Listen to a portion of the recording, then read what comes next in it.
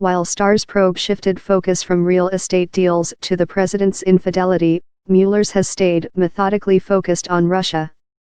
While Starr's investigation drew out to 4 years, Mueller's team has worked quickly to secure indictments and guilty pleas from some key players in his first year.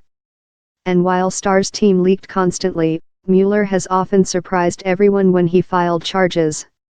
However it ends, legal experts give Mueller high marks for avoiding some of the pitfalls that damaged Starr's efforts. Here's a look at how he's avoided 3 mistakes that hurt his predecessor. Starr's investigation initially began as a look into Clinton's real estate investments in the Whitewater Development Corporation, but ended up exposing sordid details of an affair between the president and a White House intern. The shift in focus of the investigation was sensational and polarizing.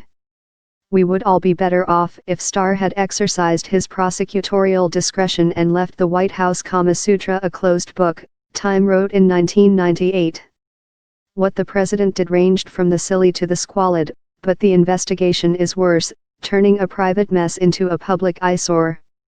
Then First Lady Hillary Clinton famously referred to a vast right-wing conspiracy out to get her husband as revelations about his affair with Monica Lewinsky and other scandals came out. Trump has accused the Mueller investigation of bias, too, tweeting somewhat inaccurately in March, "Why does the Mueller team have 13 hardened Democrats, some big crooked Hillary supporters, and 0 Republicans?" But Mueller's own motives haven't been impugned by as many neutral observers the way that Starr's were.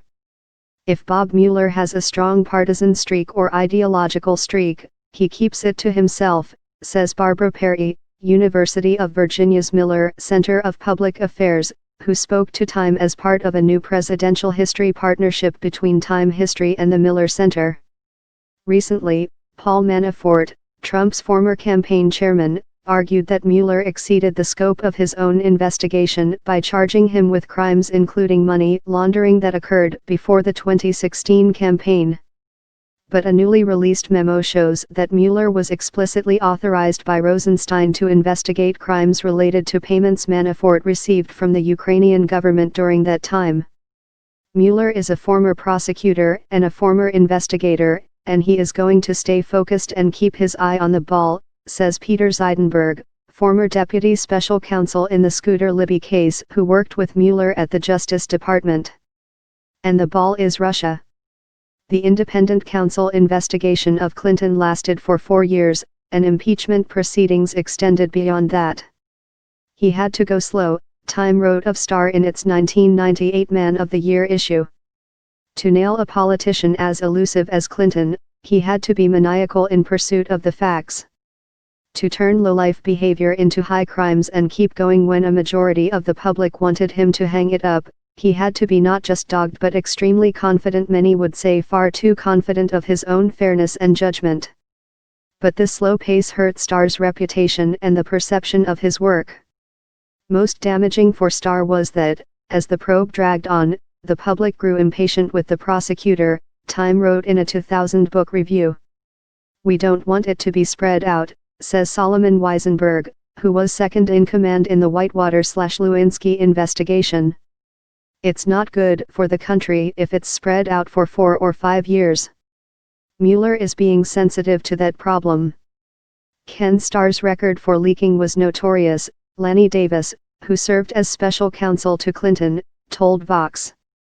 And as leaks flowed from Starr's office, his reputation and the public's respect for the investigation became more and more damaged, especially in an investigation that uncovered such a titillating story.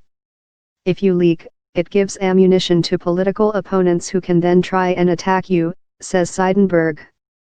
"It makes your job way more difficult, and you're just handing the other side ammunition to bash you around with."